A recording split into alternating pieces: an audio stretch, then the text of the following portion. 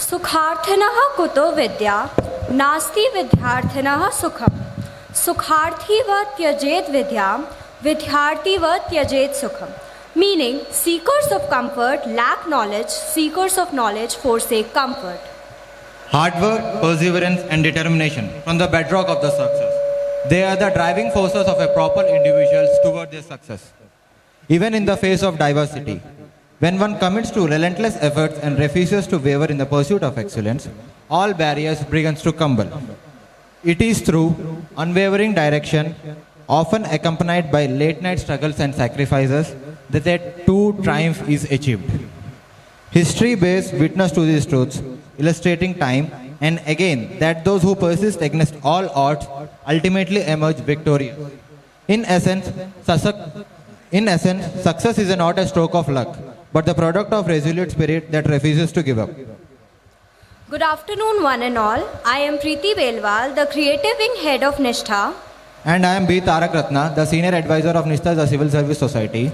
Today we stand before you to introduce our next speaker, who once again proved to all that success is not just about hard work, but about how you rise again every time you fall.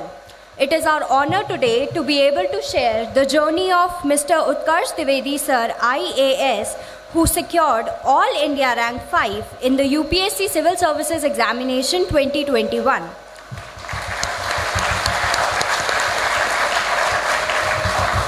Hailing from Ayodhya, Sir lived in Indore since his teenage years and completed his schooling at DPS Indore. He then acquired a BTech degree in Mechanical Engineering from the Vellore Institute of Technology, after which he decided to prepare for the Civil Services Examination. He cracked the UPSC examination on his third attempt and showed us that success is just another name for perseverance. He is currently serving as a joint magistrate in the district of Jhansi, Uttar Pradesh, and still managed to squeeze some time from his tight schedule to share with us his experience and journey. We extend our warm welcome to our esteemed principal, Professor Dr. Rama ma'am, who always guided us and inspired us to hold such grand events in the college. It is a support and faith in Nishtha that we are always grateful for.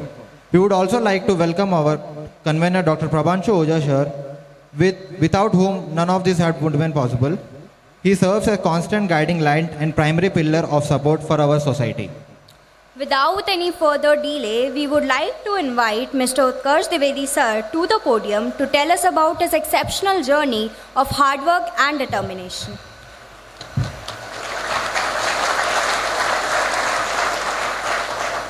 So, good afternoon everyone.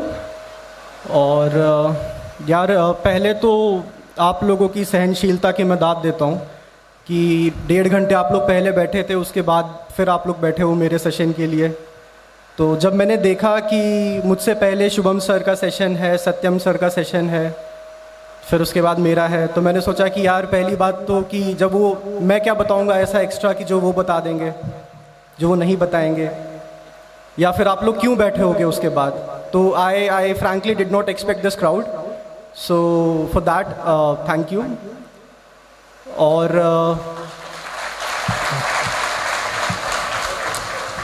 और जैसे कि इन्होंने बताया कि जैसे they said कि they are grateful कि that I had managed to squeeze out some time from my training, तो ऐसा कुछ नहीं है. तो because when you are in a district, तो फिर बाहर निकलना बहुत मुश्किल हो जाता है. तो आपका ही मन होता है कहीं निकलें, घूमें. और फिर लाइक मेंशन्ड कि आई एम इन झांसी, तो बहुत बड़ा ज़िला नहीं है, बहुत छोटा भी ज़िला नहीं है. तो फिर and I had prepared for this examination यहाँ ओल्ड राजेंद्र नगर में रह के. तो फिर यू स्टार्ट मिसिंग दिल्ली. ठीक है, Delhi has its own vibe. तो फिर मुझे मौका मिल गया, तो मैंने अपने डीएम सर से कहा कि सर ये देखिए मेरा सेशन है हंसराज कॉलेज में. तो उन्होंने कहा कि तुमने पढ़ाई की है वहाँ से. तो मैंने कहा नहीं सर. तो बोले फिर तुमको क्यों बुलाया है. तो मैंने कहा सर वो मैं जाके पूछ के बताता हूँ कि उन्होंने मुझे क्यों बुलाया है. तो थैंक यू अगेन. और देखिए मेरा सेशन जो है, जैसे जो टॉपिक है कि life of a civil servant in a district, तो मुझे डिस्ट्रिक्ट गए अभी बहुत टाइम तो नहीं हुआ है. I have joined Jhansi in may. But जितना भी मेरा लिमिटेड एक्सपीरियंस है मैं उसको आपसे शेयर करूँगा। और जैसे यूपीएससी को लेके भी 2-4 बातें मैं आप लोगों से शेयर करूँगा, बिकॉज वो आप लोगों के लिए ज़्यादा रेलेवेंट है। तो जैसे पता है एक चीज़ जो मैंने देखी, like I had appeared for my interview in my first attempt, then I appeared for my interview in my second attempt, और फिर तीसरे में जाके सिलेक्शन हुआ है। तो और अब जब मैं फील्ड पे भी हूँ, तो जैसे आप लोग इस चीज़ को कई बार देखेंगे कि जैसे मान लीजिए मैं वीआईटी से हूँ, मतलब ठीक ठाक कॉलेज है, बहुत टॉप का भी नहीं है, नॉर्मल है। तो आप कई बार देखेंगे कि बहुत ही नॉर्मल यूनिवर्सिटी से लोग पढ़ के इस एग्ज़ाम को एस कर देते हैं। मेरे सीडीओ हैं झांसी में, जुनैद अहमद सर है, उनकी 3rd रैंक थी, ठीक है, उन्होंने भी शारदा से पढ़ाई की थी। तो ये एग्ज़ाम ना, मतलब मैं जैसे जो लोग मेरे जैसे लोग हैं हु आर अबव एवरेज और एवरेज काइंड ऑफ पीपल, तो मैं उन लोगों को बस ये चीज़ बोलूँगा कि UPSC is not looking for the most intelligent and the brightest kind of people.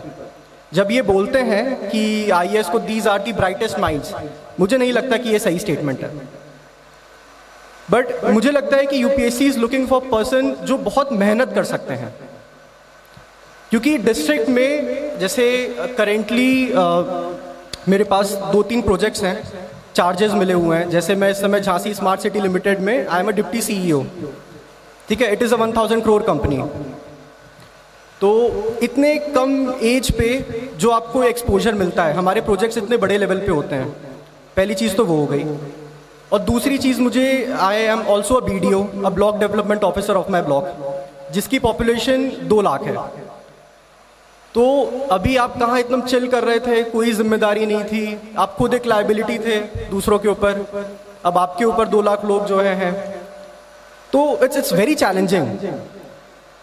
तो एक जहाँ पे मैं ब्लॉक में, जिस ब्लॉक में BDO हूँ, तो आप लोगों ने एक बहुत ही बड़े राष्ट्र कवि रहे हैं मैथिली शरण गुप्त, अगर आप लोगों ने सुना हो, तो वो वहाँ पे पैदा हुए थे, चिरगांव झांसी में, जहाँ पे मैं BDO हूँ।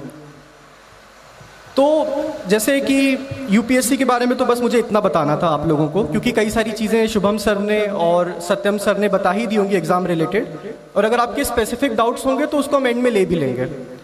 बट मैं आपको एक ही चीज़ बोलूँगा कि अगर आप मेहनत कर सकते हैं, और अगर आपका 1 बार या 2 बार नहीं होता है, and then you have the strength to rise, गिरने के बाद भी, तो मुझे लगता है कि फिर आपका सिलेक्शन ज़रूर होगा इस एग्ज़ाम में, दैट इज़ फॉर श्योर।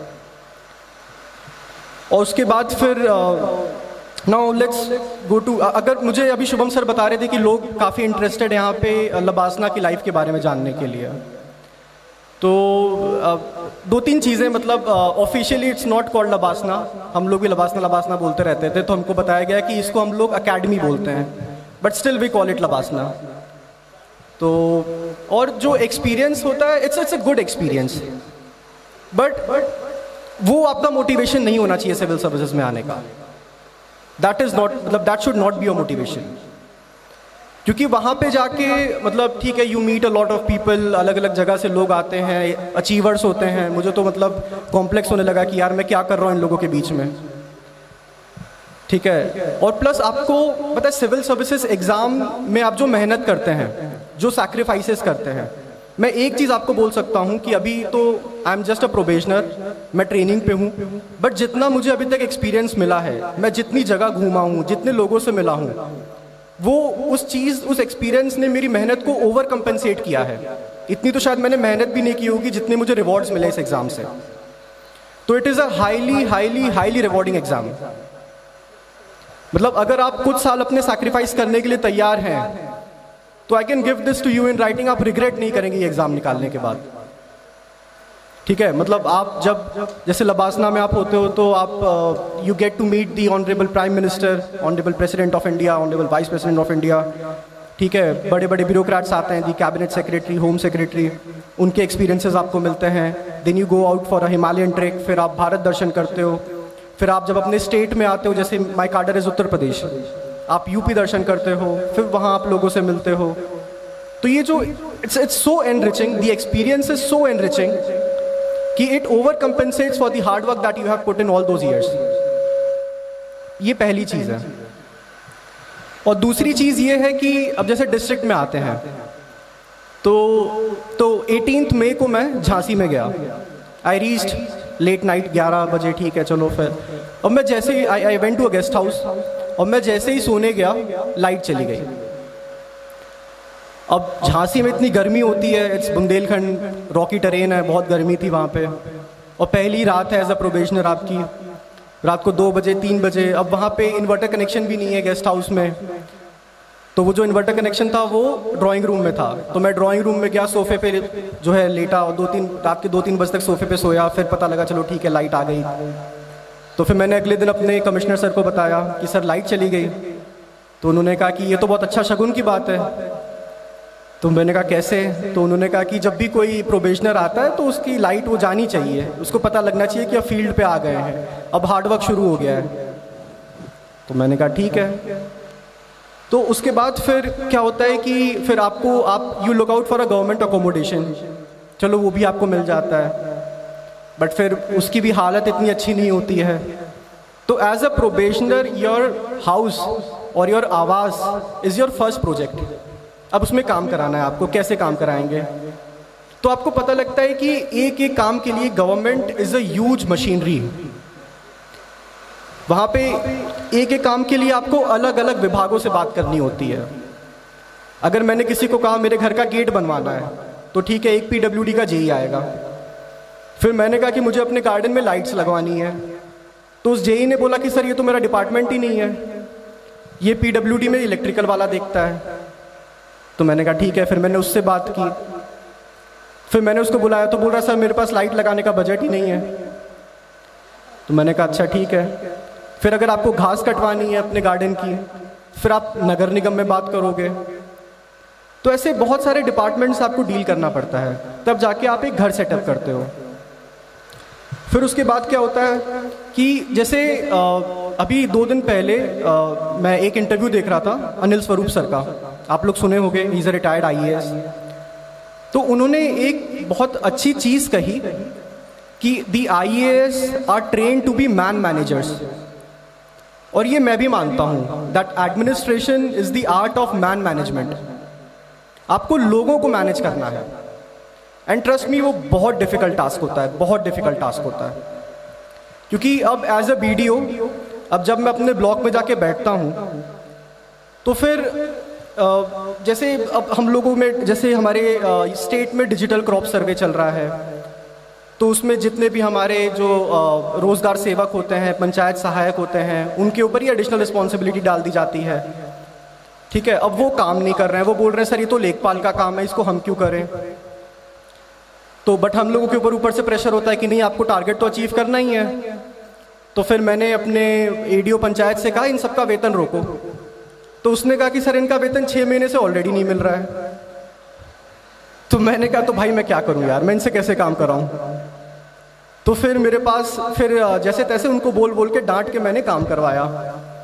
फिर जो है 2 लोग आ गए मेरे पास, बोल रहे हैं कि सर हम तो BLO हैं, ब्लॉक लेवल ऑफिसर्स हैं, बूथ लेवल पे हम लोग जो है अब इलेक्शंस आ रहे हैं तो इलेक्टोरल रोल का रिवीजन कर रहे हैं, हमारे ऊपर डिजिटल क्रॉप सर्वे का जो है जिम्मेदारी डाल दी है। सर हम खेत में जाते हैं, वहाँ पे सांप निकल आता है, तो अब सांप के लिए मैं क्या करूँ भाई?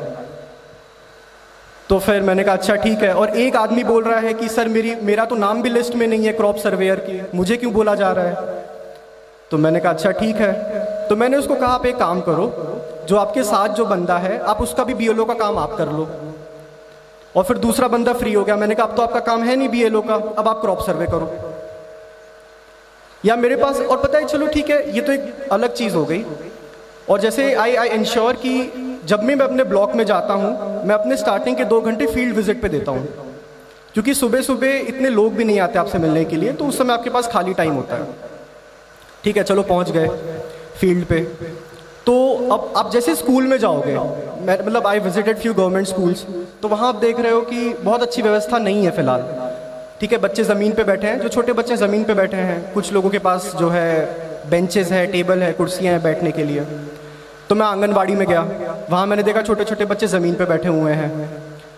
तो मैंने कहा कि यार ये जो टाइल्स हैं ये तो बहुत ठंडी हो रही हैं, इस पर बच्चे बैठेंगे कैसे? तो मैंने कहा इनके लिए कुर्सी लगवा दो छोटी छोटी। तो फिर मुझे प्रधान कह रहे हैं कि सर हमारे पास 15 फाइनेंस कमीशन का अभी तक एक भी पैसा नहीं आया, पैसा भी नहीं है। तो फिर मैंने एक ऑर्डर जारी किया कि जब तक वो पैसा नहीं आता तब तक एटलीस्ट जो कारपेट होती है कारपेट बिछा दी जाए बच्चों के लिए, ताकि वो ज़मीन पे ना बैठे। फिर अब मैं जब भी किसी गांव में जाता था तो फिर मुझे सब कहते थे पैसा नहीं है, पैसा नहीं है, पैसा नहीं है। तो फिर मैंने ऑर्डर जारी किया कि सब लोग जितने भी ग्राम प्रधान हैं, जितने भी सचिव हैं, सब अपना बैलेंस शीट मेरे पास लेके आएंगे अपने जो है गाँव का, पता तो लगे पैसा है कि नहीं है, बिकॉज कई बार आपको मिसलीड भी किया जाता है। फिर जो है जब मैं स्कूल में गया, एक जगह मिड डे मील जब शुरू हुआ था, तो फिर मैं भी बच्चों के साथ बैठ गया।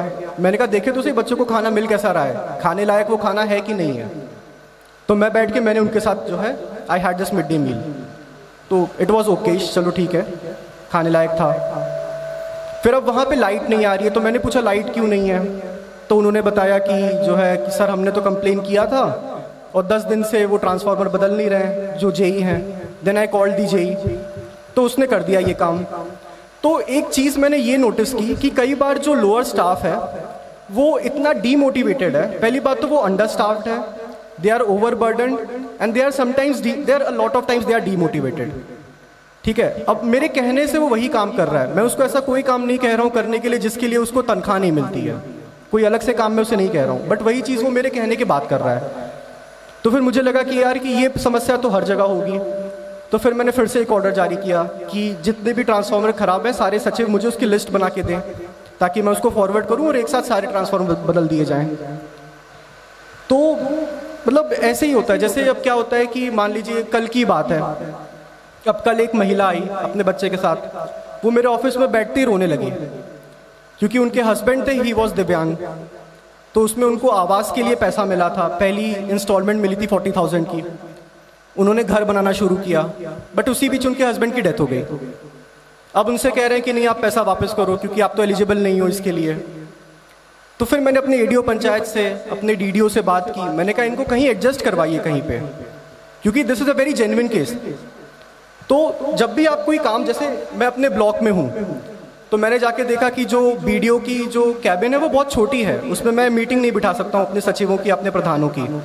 तो मैंने कहा इसका रेनोवेशन होना चाहिए, ये बड़ा होना चाहिए।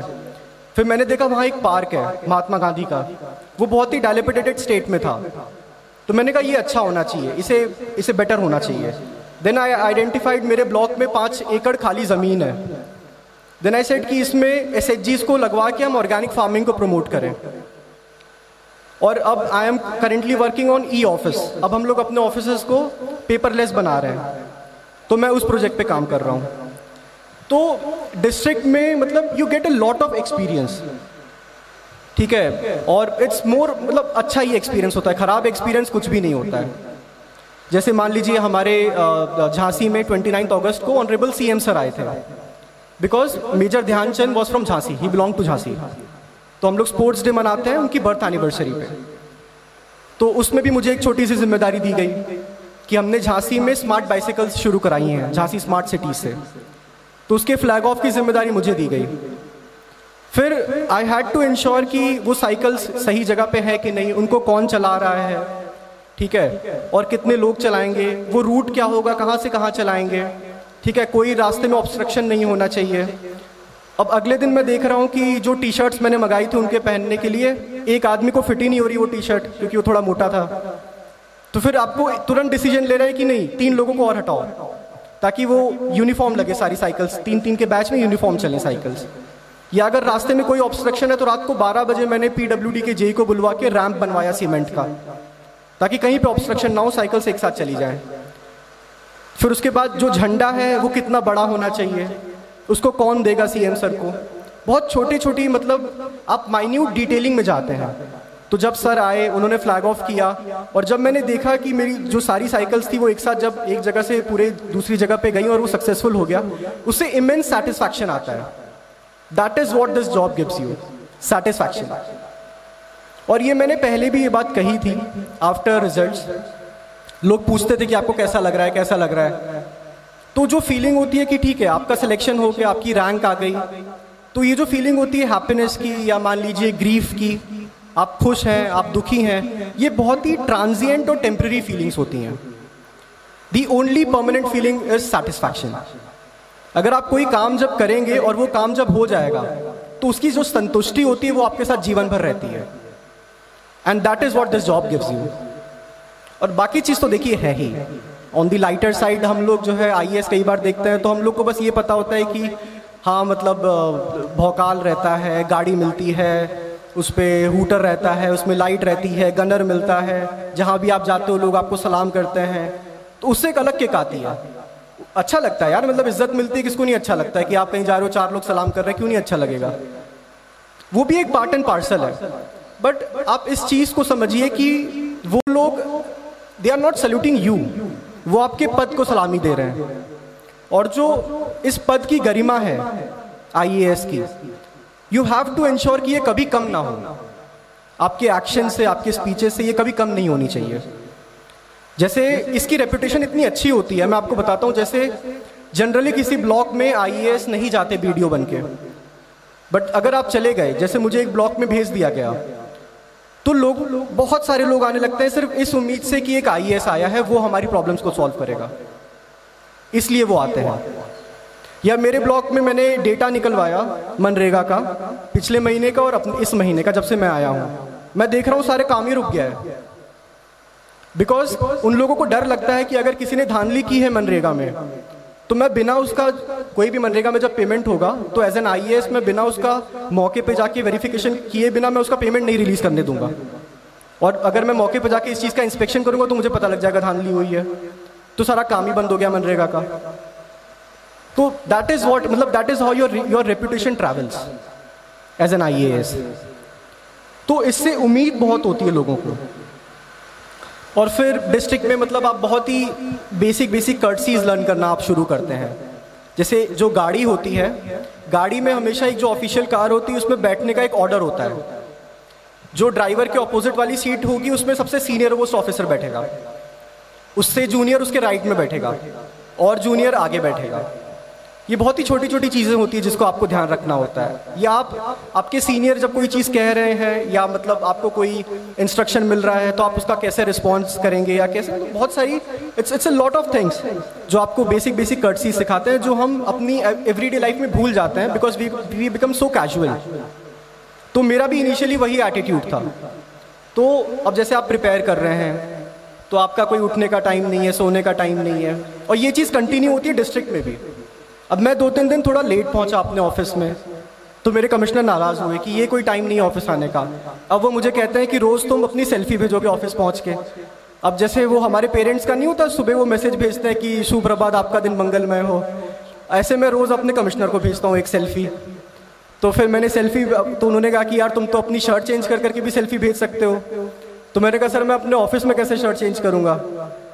तो फिर मैंने जियो टैग वाली ऐप डाउनलोड की। अब मैं अपनी वो अपनी सेल्फी भेजता हूँ, उसमें लोकेशन होती है मेरे ब्लॉक की और उसमें टाइम होता है कि हाँ मैं ऑफिस में पहुँच गया हूँ। तो इतनी छोटी छोटी चीज़ों का ध्यान दिया जाता है। और देखिए ये सब ओवरऑल कुछ बातें थी। और एक और चीज़ मैं ये बोलूँगा कि डिस्ट्रिक्ट में, जैसे आप लोगों ने इस चीज़ को पढ़ा भी होगा कि your EQ matters more than IQ। क्योंकि आप जब एक जिले में हैं, यार पता है मेरे डिस्ट्रिक्ट में it hardly matters to anyone कि मेरी 5th रैंक है। It hardly matters. अगर कोई आदमी आया है अपना काम लेके और अगर मैं उसका काम नहीं करा पा रहा हूँ तो क्या फ़ायदा मेरी रैंक का। और मेरी रैंक का बेनिफिट तो मुझे हुआ है ना, मुझे मेरी सर्विस मिल गई, मुझे मेरा होम कार्डर मिल गया। उसके बाद इट डजेंट मैटर यार आपकी क्या रैंक है। उसके बाद व्हाट मैटर्स इज कि आप are you a person who can deliver.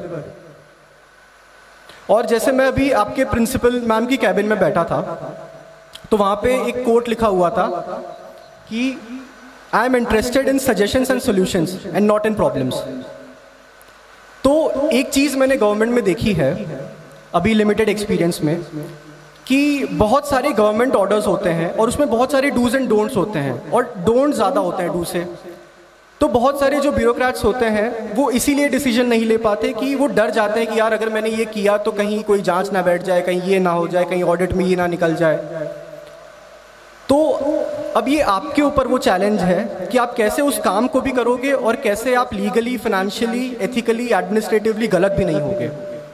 And it is a huge challenge. आप जब भी कोई काम जब करना चाहते हैं और आप अपने स्टाफ को बोलेंगे कि मैं ये करना चाहता हूँ, तो वो लोग आपको पता है बहुत सारी प्रॉब्लम्स गिना देंगे। या जब भी कोई अपनी प्रॉब्लम लेके आएगा उनसे पूछेंगे कि ये क्यों, इसमें मैं क्या करूँ, तो वो बोलेंगे सर इसमें तो ये दिक्कत है, इसमें तो ये दिक्कत है। फिर वो आपका दायित्व है, इट इज़ योर ऑब्लिगेशन कि आप बोले कि नहीं यार मुझे प्रॉब्लम्स तो बहुत सारी है, सोल्यूशन बताओ। And trust me, every problem has a solution. आप जब उनको बोलोगे ना कि I am interested in solution, तो वो बताएंगे कि सर ये ऐसे नहीं, ऐसे हो सकता है, और वो चीज़ हो जाती है। तो आपका एक पॉजिटिव माइंडसेट होना चाहिए। और आपकी पब्लिक डीलिंग इतनी होती है, this job is all about public dealing, it's all about public dealing. आप अपने सबऑर्डिनेट से, अपने कलीग से, अपने सीनियर से, पॉलिटिकल रिप्रेजेंटेटिव से, लोगों से कैसे मिल रहे हैं, कैसे बात कर रहे हैं। बिकॉज मैंने एक चीज़ देखी है इस सर्विस में, इतनी मतलब आपकी पब्लिक एंगेजमेंट है कि your reputation travels at the speed of light. आपको पता भी नहीं लगेगा कि आप कहीं और जाएंगे और कोई आपको बोला कि हाँ मैंने आपके बारे में ये सुना था। तो आपको इस चीज़ का बहुत ध्यान देना होता है कि आप लोगों से बात कैसे करते हैं। आप उनका काम अगर नहीं बोल रहे हैं तो उनको नहीं कैसे बोल रहे हैं, उनका काम कर रहे हैं तो कैसे कर रहे हैं, आप किसी के कितना क्लोज जा रहे हैं, कितना नहीं जा रहे हैं। तो ओवरऑल तो मैंने यही कुछ चीज़ें सोची थी आप लोगों को बताने के लिए। बाकी बहुत सारी चीज़ें प्रीवियस स्पीकर्स आप लोगों को बता के गए हैं। तो I now open the floor for questions.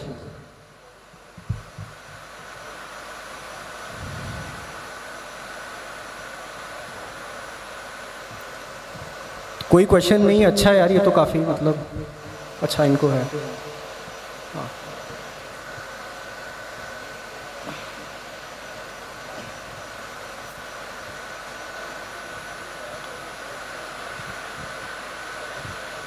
Good afternoon, sir. Myself Ghazal Pawar and I am from Panipat, Haryana.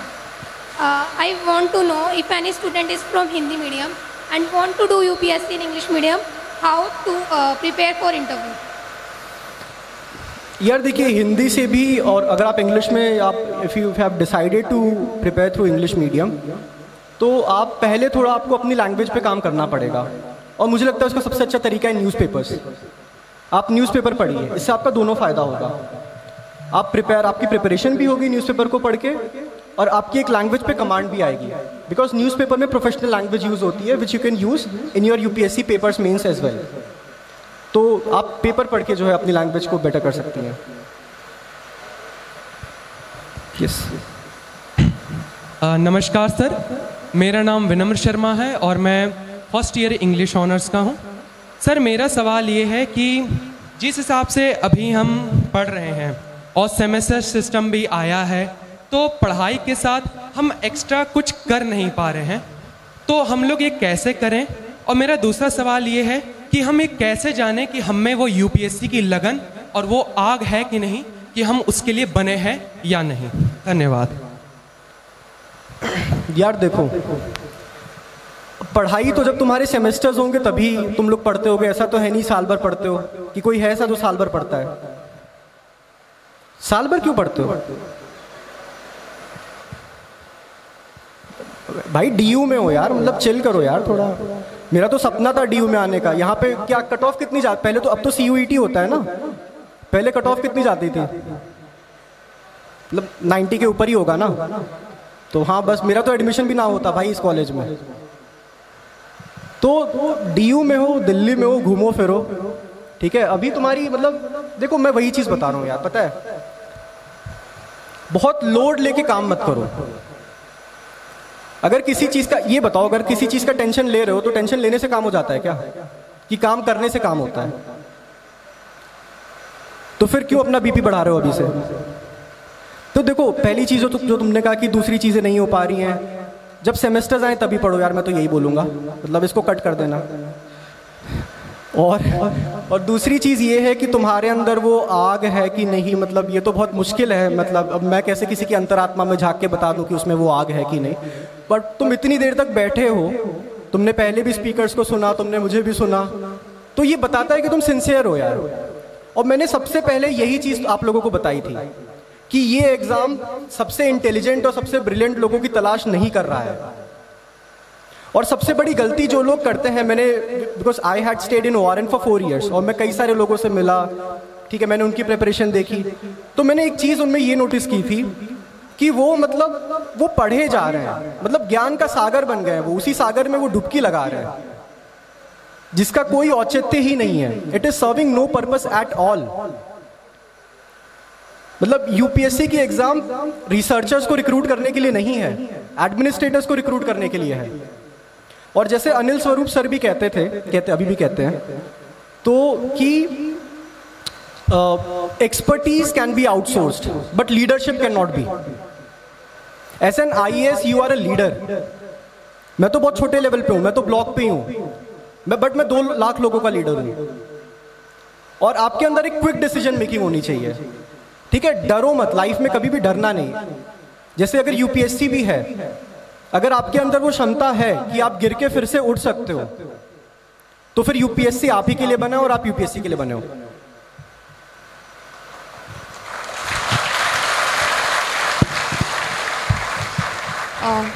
A very good afternoon, sir. My question to you is that since this service is very dynamic, so what is the importance of critical analysis of every topic or anything that's going on in the world, and how do we work on it, like from this very stage? That's it. Thank you, sir. देखिए, जो मैंने अभी आपको थोड़ी देर पहले बताया ना, कि जब आप कोई काम करते हैं तो बहुत सारे गवर्नमेंट ऑर्डर्स होते हैं जो उस काम को रेस्ट्रिक्ट करते हैं। तो उस समय आपको ये सोचना है, आपको वही क्रिटिकल एनालिसिस करना है कि कैसे मैं इस काम को करूं, कैसे मैं जो गवर्नमेंट ऑर्डर है उसको फ्लाउट ना करूं, कैसे मैं लीगली सही हूं, और कैसे मैं लोगों के काम भी आऊं और इससे लोगों का काम भी हो जाए। तो वहां पे क्रिटिकल एनालिसिस काम करता है। और एक चीज मैंने देखी है कि, and this is something that I have learn from my divisional commissioner, तो मतलब जो एक डिस्ट्रिक्ट में जो डेवलपमेंट होता है या किसी भी जगह पे जो काम होता है ना, वो टॉप डाउन फ्लो करता है हमेशा, ठीक है। अगर जो टॉप लीडरशिप है वो एंटरप्राइजिंग है, अगर उसके पास एक विजन है, जैसे मेरे डिविजनल कमिश्नर है, उनके पास विजन है कि मैं झांसी में ये काम कराना चाहता हूँ, ये कराना चाहता हूँ, बहुत सारे उनके विजन होते हैं, और फिर वो अपने ऑफिसर्स को उसमें लगा देते हैं। तो if you are a person with ideas, obviously practical ones, तो मुझे लगता है कि आप एक बहुत अच्छे एडमिनिस्ट्रेटर बन सकते हो। और वहां पे आपके क्रिटिकल एनालिसिस और आपकी क्रिटिकल थिंकिंग काम आती है, बिकॉज डिसीजन आपको लेना है, उस पर सिग्नेचर आपका जाएगा, and it is a permanent record. तो आप जब कोई चीज पे साइन कर रहे हैं तो आपको पता होना चाहिए आप साइन किस चीज पे कर रहे हैं और क्यों कर रहे हैं। या अगर आप कोई प्रोजेक्ट करवाना चाहते हैं तो आप क्यों करवाना चाहते हैं, उससे क्या फायदा होगा, ठीक है। गुड आफ्टरनून सर, मेरा नाम प्रशांत यादव। सर मेरा क्वेश्चन ये है कि हम प्रिपरेशन के दौरान हमारी लाइफ में कभी कभी बार कि बहुत सारे अप और डाउन्स आते रहते हैं। कभी कभी लगता है कि यार अब तो सब कुछ छोड़ देना चाहिए, बहुत ही ज़्यादा निराश हो जाते हैं। तो उस समय हमें इस तरीके से पेशेंस बनाए रखना है अपनी लाइफ में। क्या, देखो ये अच्छा क्वेश्चन है। तो पहली चीज़ जो अप्स एंड डाउन्स की जो तुम बात कर रहे हो, तो like if you are alive, अगर तुम जिंदा हो तो अप्स एंड डाउन्स आएंगे ही आएंगे। ECG मशीन में क्या होता है, आपकी हार्ट बीट के साथ वो ऊपर नीचे होती रहती है, but for a dead person it is straight. और living a consistent constant same life is boring. और जब तक आप जो है, if you don't see your hard phases, तो आपको पता कैसे लगेगा आप मजबूत कितने हो। और देखो यार, जो भागने वाली बात होती है ना, जब मेरा भी नहीं होता था, एक बार दो बार जब मेरा भी नहीं हुआ, तो मैं भी काफ़ी डिमोटिवेटेड था इस चीज़ को लेके। तो मुझे भी मान लो मैंने अपने मौसा जी से कहा, मैंने कहा कि अब नहीं हो रहा है यार मेरे से, तो उन्होंने कहा तो छोड़ दो तैयारी। तैयारी छोड़ना या फील्ड से भागना तो सबसे आसान है ना यार। बट मतलब no good thing in life comes easy. अगर कोई चीज़ बहुत आसानी से मिल रही है तो बहुत अच्छी चीज़ वो है ही नहीं। तो अगर आपके अंदर वो है, क्षमता है कि वो कहते हैं ना कि when the going gets tough, the tough get going, तो आपको मतलब ऐसी कौन सी चीज़ है यार आप में जो आपको बाकी लोगों से अलग करेगी? वो यही होती है कि जब बाकी लोग हार मान जाएंगे तब आप हार नहीं मानेंगे, और वही डिफरेंस होता है। वो जो कुंवर नारायण की जो लाइंस हैं, जो उसमें एस्पिरेंट्स वेब सीरीज़ में है, तो लास्ट में यही लाइन है ना कि कोई भी अंतर नहीं है सब कुछ जीत लेने में और अंत तक हिम्मत ना हारने में, कोई अंतर नहीं है।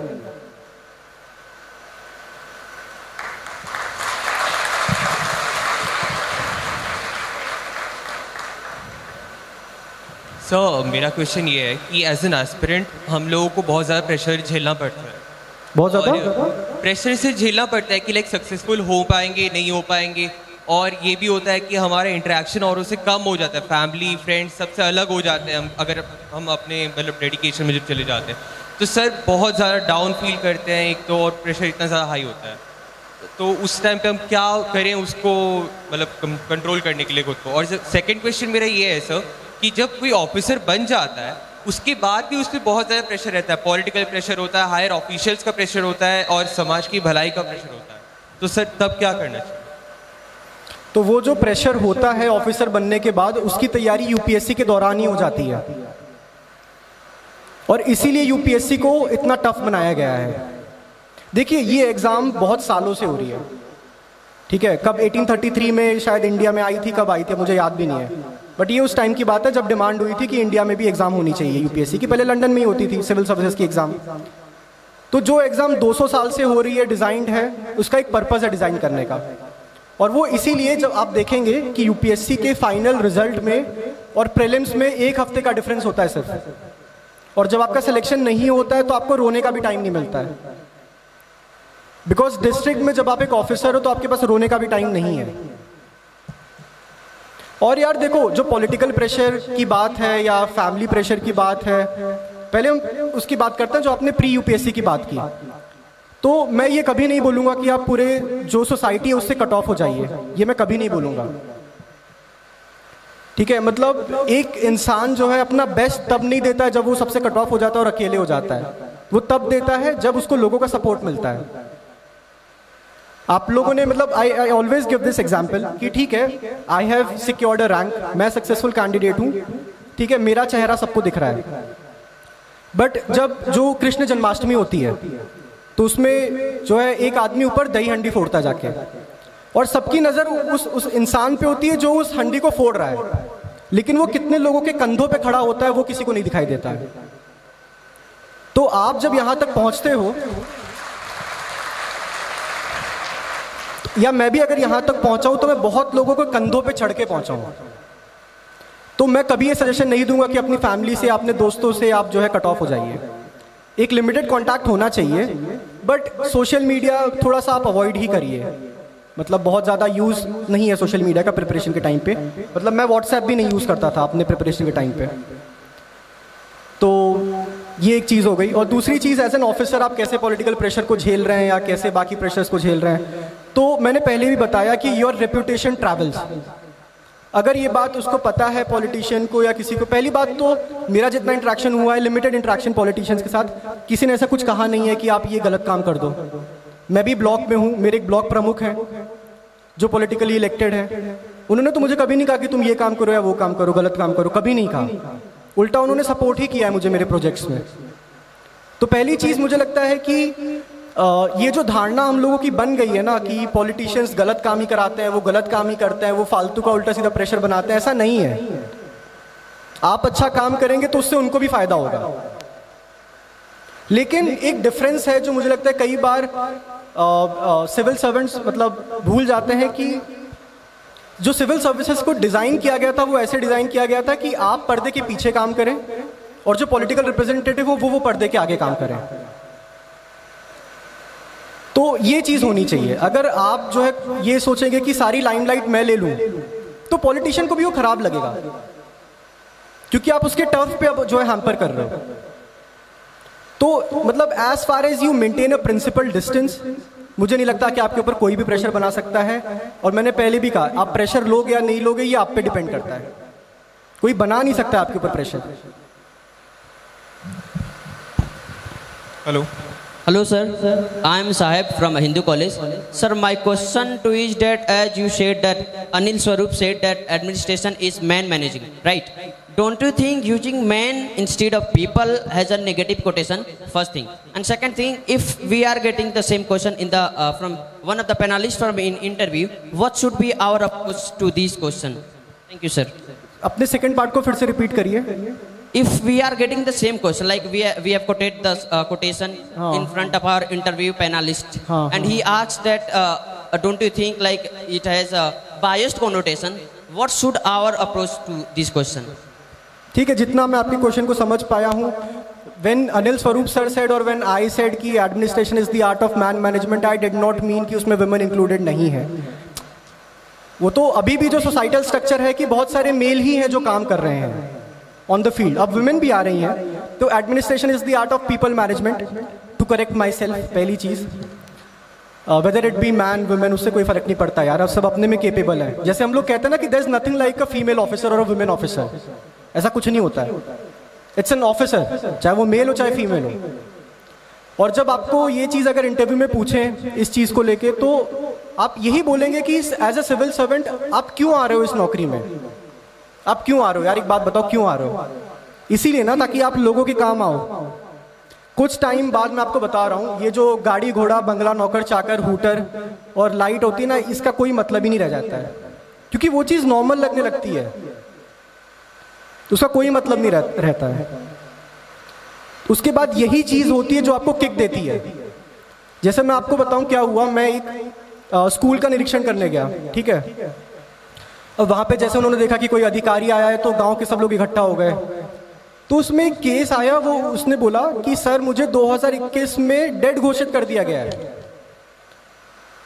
तो मैंने कहा यार ऐसा तो मैं मूवीज में सुनता था. तो मैंने कहा ऐसे कैसे डेड घोषित कर दिया तुमको. तो जब भी आपको पेंशन मिलती है तो आपको एक एज के बाद हर साल जाके अपने आप को वेरीफाई कराना होता है ऑफिस में कि मैं जिंदा हूं, मुझे पेंशन आती रहनी चाहिए. तो मैंने कहा ठीक है, अगर आपने वेरीफाई नहीं भी कराया है तो बिना डेथ सर्टिफिकेट के कोई आपको डेथ डिक्लेयर कैसे कर सकता है. और फिर मैंने उसका जो है जांच करवाई. फिर मैंने जो एक ऑर्डर निकलवाया कि ऐसे जितने लोग हैं जिनकी पेंशन इस वजह से रुक गई है, उनमें जो है प्रमाण पत्र एक सर्टिफिकेट लगाया जाए कि ये जिंदा है और इनकी पेंशन वापस चालू करवाई जाए. तो it is the art of managing people. इसीलिए तो नौकरी में हो, लोगों के काम आने के लिए तो नौकरी में हो आप. मतलब मैं आपको बता रहा हूँ, इट इज पब्लिक डीलिंग. अगर आप लोगों से, आपको पता है कैसे डील कर सकते हैं, कैसे बात कर सकते हैं, then I think you have it.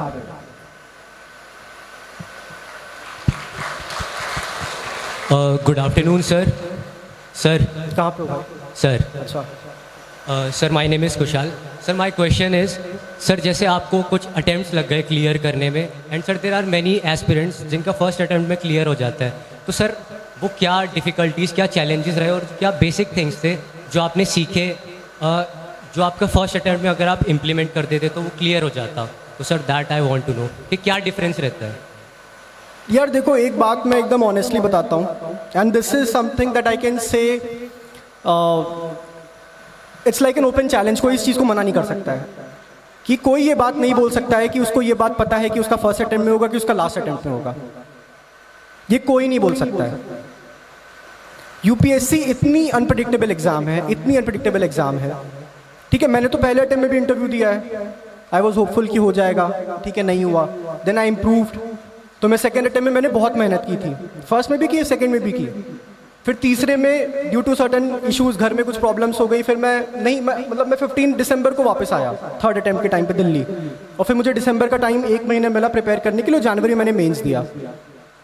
तो इस बार जब रिजल्ट आने वाला था तो मतलब मैं इतना नर्वस था और मैं सोच रहा था बस कहीं लिस्ट में नाम आ जाए.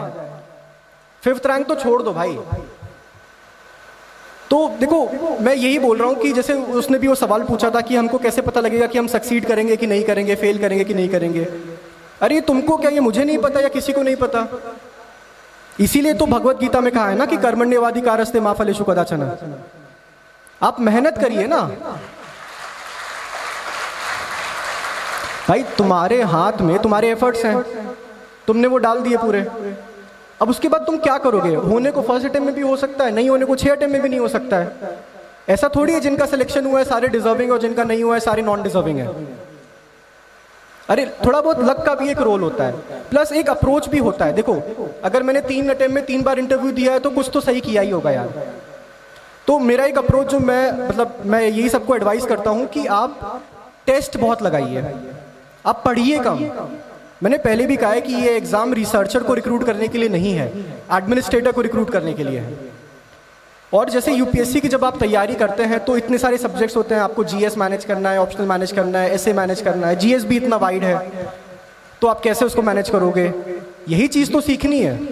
क्योंकि अब जब मैं अपने डिस्ट्रिक्ट में हूँ, मुझे अपना ब्लॉक देखना है, फिर मैं स्मार्ट सिटीज़ में मैं डिप्टी सी हूँ, मुझे वो देखना है, फिर मैं जो ई ऑफिस इम्प्लीमेंट करा रहा हूँ मुझे अपने प्रोजेक्ट देखने हैं, फिर हमारे यहाँ ई बसेस चल रही है, मुझे उसको प्रॉफिट में लेके आना है, मुझे वो देखना है, फिर उसके बाद मेरे जो अपने डिपार्टमेंटल अटैचमेंट्स हैं एज अ प्रोबेशनर मुझे वो करने हैं, फिर मेरे कमिश्नर सर मुझे रेवेन्यू कोर्ट की फाइल्स देते हैं, मुझे वो करना है।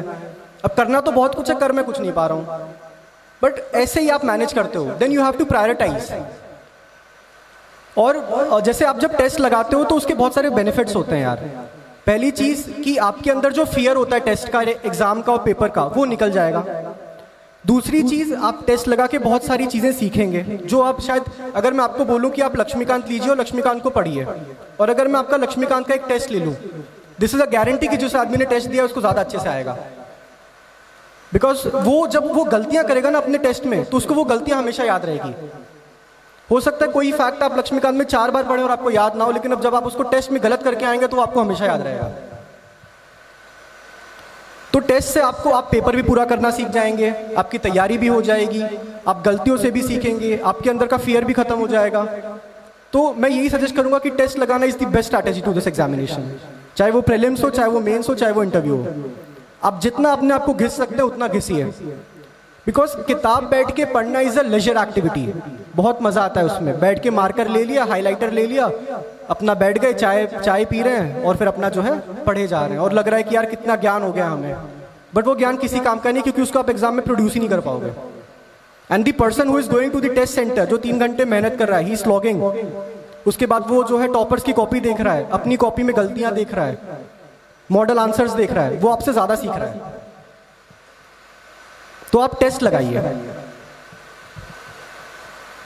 Good afternoon, sir. So I would like to ask you 2 questions.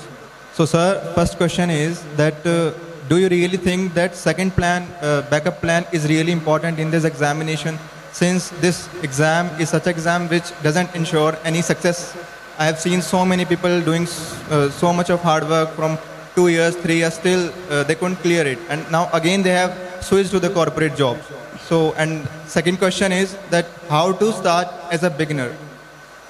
ठीक है, अच्छा क्वेश्चन है।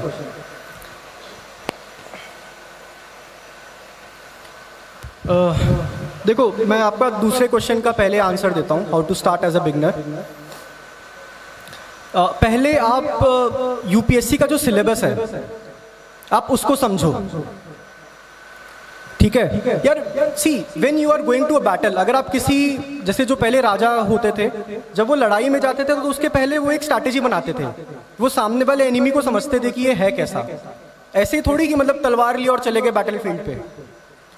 तो ये चीज़ मैंने अपने कॉलेज के 4th ईयर में किया था, क्योंकि उसके बाद तो यही था कि मैंने अपने कॉलेज में I did not sit for placements, क्योंकि इंजीनियरिंग करके ये पता लग गया कि इंजीनियरिंग नहीं करना है।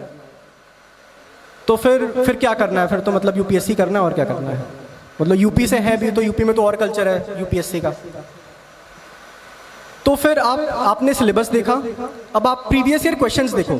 जैसे अगर मैं कह दूं कि यूपीएससी में इकोनॉमी पूछी जाती है, अब इकोनॉमी इतना वास्ट है, पता नहीं क्या पूछा जाता है, क्या क्या पढ़ोगे।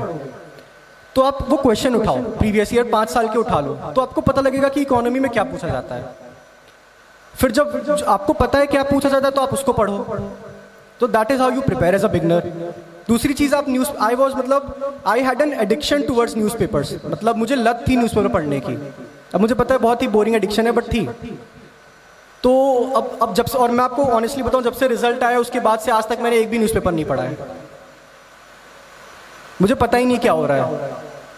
तो अब मैं सुबह जब ब्रेकफास्ट करता हूँ तो मैं 10-15 मिनट के लिए आज तक चला लेता हूँ, तो उस पर सुबह की 100 न्यूज़ ताज़ा खबरें आ जाती हैं, तो मैं वो देख लेता हूँ, तो पता लग जाता है कि हाँ कुछ हो रहा है। तो न्यूज़पेपर्स को पढ़िए। मैं 3 पढ़ता था, हिंदू, एक्सप्रेस, मिंट, आप एक ही पढ़िए, बट उसको रेगुलरली पढ़िए। और जहाँ तक बैकअप प्लान की बात है तो यार देखो, I did not have a backup plan because मुझे और कोई करियर इतना समझ में आता नहीं था। तो जब मैं यूपीएससी मैंने इंटरव्यू दिया, तो जब आप यूपीएससी इंटरव्यू में आप पहुंच के जब आपका फाइनल सिलेक्शन नहीं होता है तो you are still eligible for some grade A jobs. जैसे यहाँ पे स्पोर्ट्स अथॉरिटी ऑफ इंडिया है, इंटरनेशनल फाइनेंशियल सेंटर है गिफ्ट सिटी गांधीनगर में, और एक पीएसयू है SJVN, सतलुज जल विद्युत निगम, हाइड्रो पावर और जो है रिन्यूएबल एनर्जी की पीएसयू है। तो मैं शिमला गया, मैंने वहाँ पे जो है मेरे पेरेंट्स ने कहा कि तुम चले जाओ, क्योंकि उस समय उन सबको कोविड हुआ था, मेरा मेंस भी हो गया था। तो उन्होंने कहा यार हम लोग को कोविड है, तुम घर पे आ भी नहीं सकते, तुम्हारा मेंस भी हो गया, जाओ शिमला घूम के आ जाओ।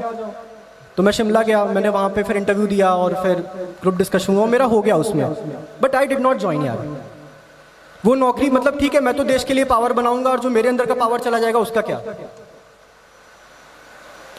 तो मुझे लगता है कि यार अगर आपका किसी चीज़ में इंटरेस्ट है, जैसे when I was preparing for IIT JEE, मेरा इतना इंटरेस्ट था नहीं उसमें, और वो रिजल्ट में रिफ्लेक्ट हुआ कि मेरा नहीं हुआ दोनों बार।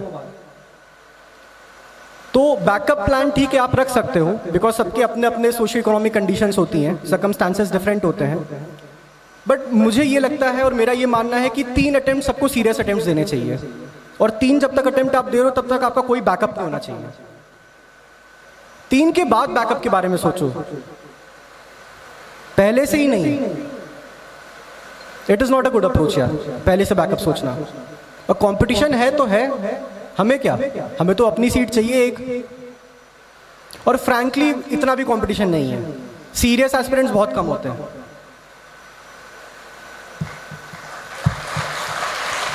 Good afternoon, sir. Sir, my name is Adarsh Pratap Singh. I am from Mahuba, Bundelkhand, which is nearby district of Jhansi. So, sir, we have same problems. I think we have water problem and cultural problem. बस पानी की बहुत समस्या होती है उस area में, और सांस्कृतिक रूप से भी पिछड़ा इलाका है। तो आपसे क्वेश्चन है कि आपके क्या प्लान है पानी की समस्या को दूर करने के लिए आपके ब्लॉक में?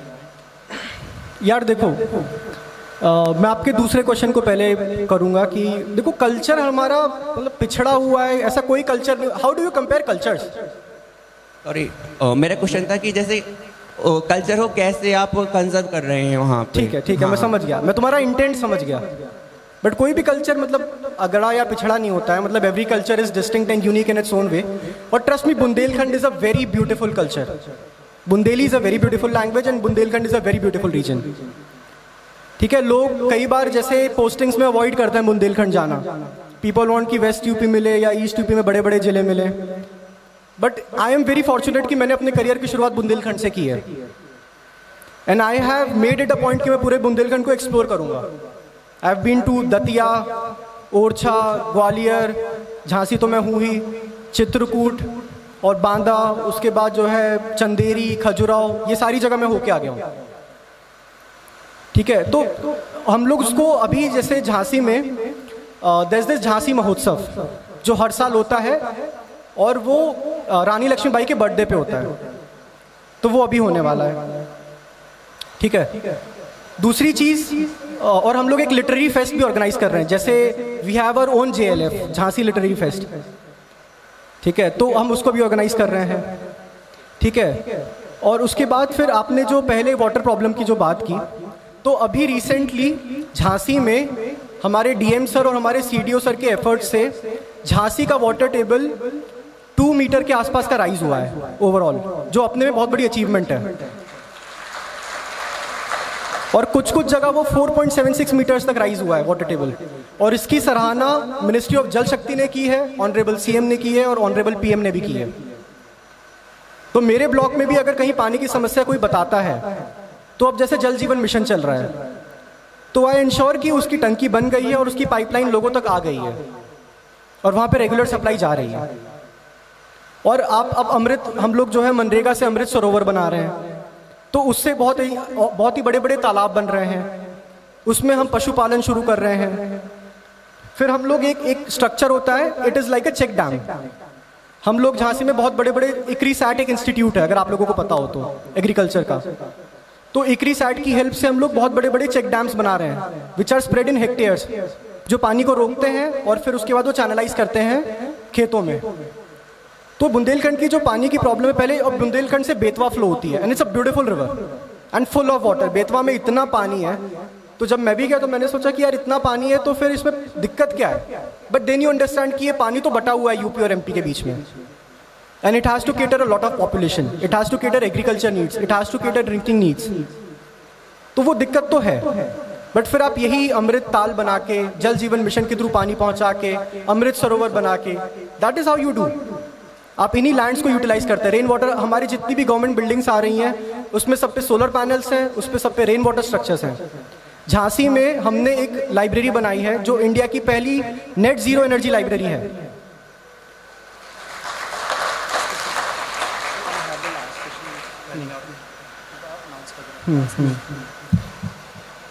तो that is what we are doing. हम एनर्जी जो है सोलर पैनल्स लगा के हम जितनी बिजली ले रहे हैं उससे ज़्यादा बिजली तो वापस दे रहे हैं आउटपुट में। तो अब मुझे लग रहा है कि शायद we are running out of time और ये लंच भी हो गया, आप लोग काफ़ी देर से भूखे बैठे हैं, तो we will take one last question और फिर मैं आपको और बोर नहीं करूँगा। पूछना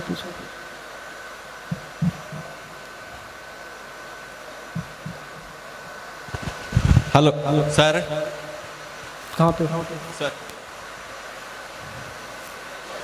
राइट साइड। मेरे राइट कि आपके राइट? इस साइड।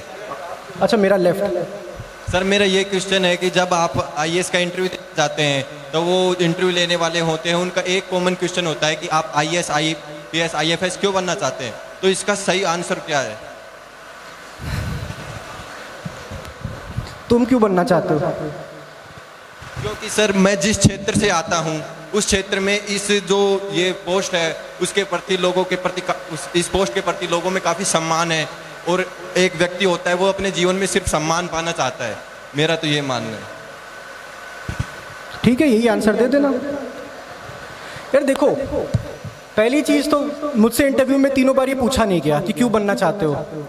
मतलब मे भी उनको प्रोफाइल देख के लगा होगा कि यार ये मतलब और क्या करेगा, तो उन्होंने पूछा भी नहीं। ठीक है, और 2-3 चीज़ें होती हैं कि आप क्यों बनना चाहते हो। आप देखो, अपने लिए तो सब लोग जी सकते हैं यार, लेकिन इंसान का मन होता है कि यार कुछ जो है, जिस सोसाइटी से हम आ रहे हैं उस सोसाइटी को कुछ वापस भी तो देना है, कुछ लोगों के लिए भी तो करना है कि आपके जाने के बाद वो लोग आपको याद रखें कि कोई ऐसा इंसान आया था और उसकी वजह से हमारी लाइफ में ये चेंज आया है। आपको पता है, एज एन SDM आप लैंडलेस को लैंड दे सकते हो। आप समझ रहे हो कितनी बड़ी पावर है किसी लैंडलेस को जमीन देना खेती करने के लिए।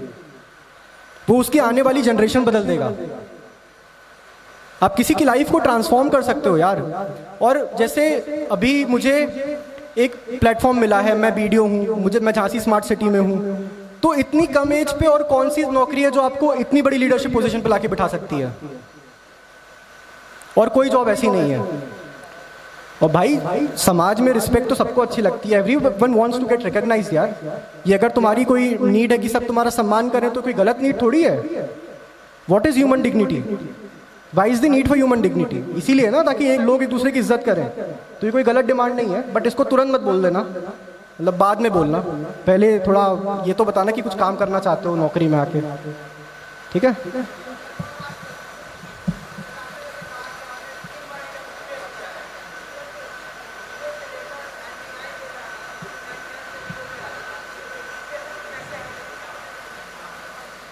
यार देखो, ये अच्छा सवाल है कि मैं 2 बार इंटरव्यू तक पहुंचा, नहीं हुआ।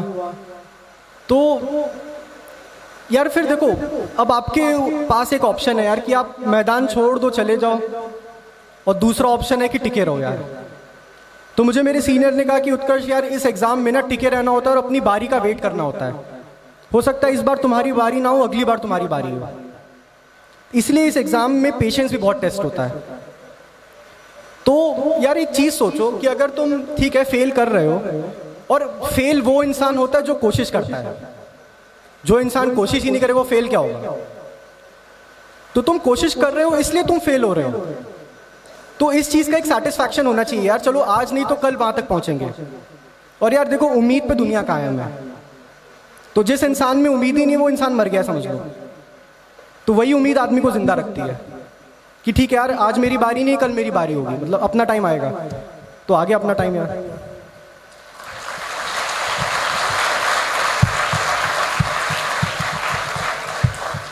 ठीक है, तो अब thank you so much and you all have been an amazing audience, और आई होप कि हम लोग फिर से मिले, and you all are invited to Jhansi. आप जब भी झांसी आए प्लीज़ मुझे इन्फॉर्म करिए, I would be glad, more than glad to meet you all. Thank you.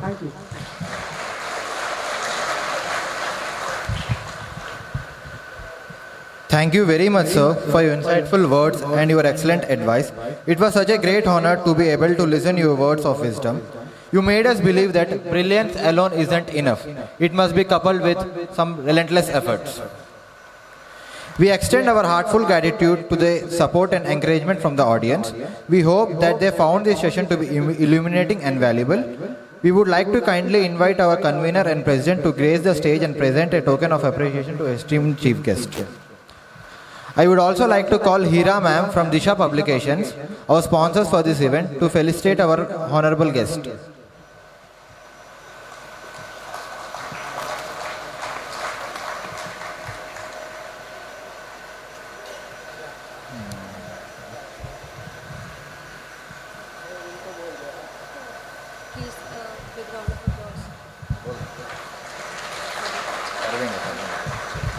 बोलने की जरूरत नहीं।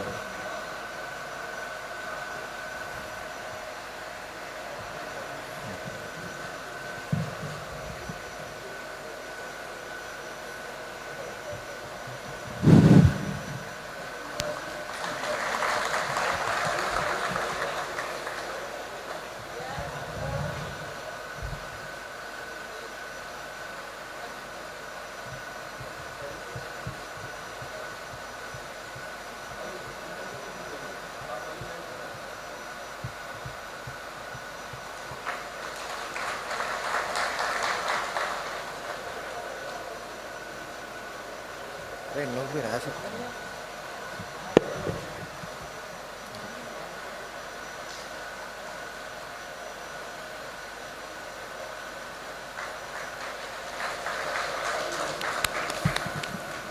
Now, I will like to request our President, our convener and our esteemed speaker to felicitate the annual top performers of the previous tenure, that is 2022-2023. I would like to call upon stage Mr. Kapil from PR and Sponsorship Wing and Ms. Sakshi from the Editorial Wing, who have done a remarkable job in their fields, to take their well-deserved token of honor.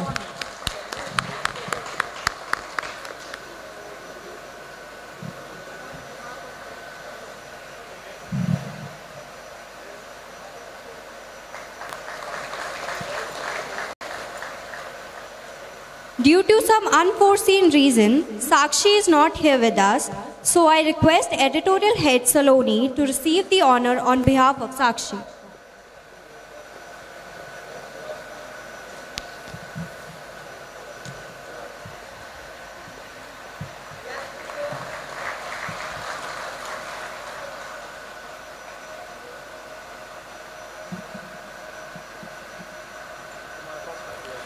We would now like to invite the President to the podium to culminate today's session with a vote of thanks. A very warm and affable good afternoon to one and all present here. It gives me immense delectation and ecstasy to present the vote of thanks of our flagship event named Ekagra. I was receiving numerous calls and messages that Bhaiya, we want to join this session, we want to interact with our illustrious personalities. There were limited number of seats, so we have tried our best to make this session, to organize this session on the grandest level, and I hope you all enjoyed it. So firstly, I would like to expand my sincere thanks to our honorable guest speaker, Mr. Utkarsh Dwivedi sir, for gracing the juncture with his invaluable presence with words of wisdom. Really, it was an honor to have you, sir, and thank you so much for taking out time from your busy schedule to interact with this enlightening audience and make it successful. Secondly, now, I would like to express a big thanks to our principal, Dr. Rama ma'am, and esteemed convener, Dr. Prabhanshu Oja sir, who constantly support us to organize these kind of stupendous segments in a year, and their immense support has been a reason that we are able to organize these kinds of flagship events and numerous segments. So a big thanks to both of them. Thank you so much, sir. Now, I would like to also extend my heartfelt gratitude to each one of you for coming and gracing the juncture with your invaluable presence, your interactive questions, and all your interaction with our illustrious personalities was one of the reasons that make this segment exciting. And I promise you, I assure you, we'll come up very soon with another such kind of segments that will cater the different needs that an aspirant wants in the realm of UPSC. At last, I would like to extend my deepest gratitude to my core team, council, and all the members, to Hansraj family as well. With their support, we are able to do these kinds of segments, and I'm grateful to have all of you. So thank you so much. At last, I once again thanks our honorable guest speaker, Mr. Utkarsh sir. And with this now, I announce the closure of this flagship event named Ekagra. Thank you so much, everyone. I request all the core and council members to come to the stage for the photograph. All council and core members.